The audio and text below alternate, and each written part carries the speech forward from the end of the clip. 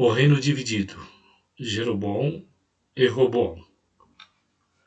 Lição 2, de 11/7/2021, EBD, terceiro trimestre, adultos. Apresentação. A paz do Senhor, meus queridos irmãos. Eu sou o professor Belchior e nesta pré-aula da EBD estudaremos sobre o reino dividido de Jeroboão e Roboão, escrita pelo nosso honrado comentarista, pastor Cleiton Pomerim. Nosso texto áureo consta que muitos propósitos há no coração do homem, mas o conselho do Senhor permanecerá. Provérbios 19:21. Verdade prática. Os maus conselhos levam o homem à ruína, mas o conselho amoroso tem o poder de nos livrar da morte. A leitura bíblica em classe consta de 1 Reis, capítulo 12, de 1-10, 13, 14, de 26-29. Os objetivos específicos da nossa lição é de elencar as principais causas da divisão do reino, apresentar as falhas e as más decisões de Roboão e pontuar o pecado de idolatria de Jeroboão. Introdução. Após a morte de Salomão, em 931 a.C., seu filho Roboão subiu ao trono. 1 Reis, capítulo 11, versículo 43.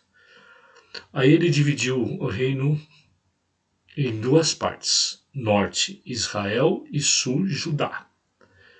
Ele tomou uma má decisão e nessa história nos ensina a dependermos de Deus para tomarmos decisões certas e importantes. No tópico 1, as principais causas da cisão. No subtópico 1, a carga pesada de Salomão. Ele fez alianças externas, não se dedicou às guerras, teve um reinado de paz, proteção, e seu objetivo era ampliar o Estado e conservá-lo uno. Então, continuando a carga pesada de Salomão, ele teve vários investimentos e construções grandiosas, templos, palácios e etc. A população pagava impostos muito altos, utilizava trabalhadores de todas as tribos. O subitem 2, a divisão do reino. Então o reino estava dividido em 10 tribos do norte, descontentes com o seu reinado. Judá e Benjamim o apoiavam. O povo pediu para Roboão diminuir a carga de trabalho, mas, seguindo o conselho dos jovens e não dos anciãos, tornou o fardo deles mais pesados. Assim, as 10 tribos, sob o comando de Jeroboão, rebelaram contra essa decisão e formaram o reino norte. Os erros de Roboão. Subitem 1. A repetição dos erros de Salomão. Aceitou o conselho dos jovens. Os anciãos diziam que era para dar às 10 tribos o que pediam. Desaceleraria o projeto de expansão, mas abrandaria os ânimos agitados do povo, evitando a ruptura. 1 Reis, capítulo 12, versículos 6 e 7. Continuando, subitem 2, os maus conselhos dos amigos de Roboão. Ao aceitar o conselho dos jovens, as 10 tribos se rebelaram e somente ficaram apenas 2, a de Judá e Benjamim. Roboão deu ouvidos aos maus conselhos e isso o levou à ruína. 1 Reis, capítulo 12, versículo 13. Continuando, o subitem 3, o cuidado com os conselhos. Quando o orgulho se torna o centro de nossas vidas, ficamos à mercê de nós mesmos e não conseguimos discernir entre o bem e o mal. Foi assim com Roboão. Provérbios 28 e 26. A falta de sábios conselhos pode levar o ser humano ao declínio moral, ético e espiritual, tornando-o empobrecido e decadente.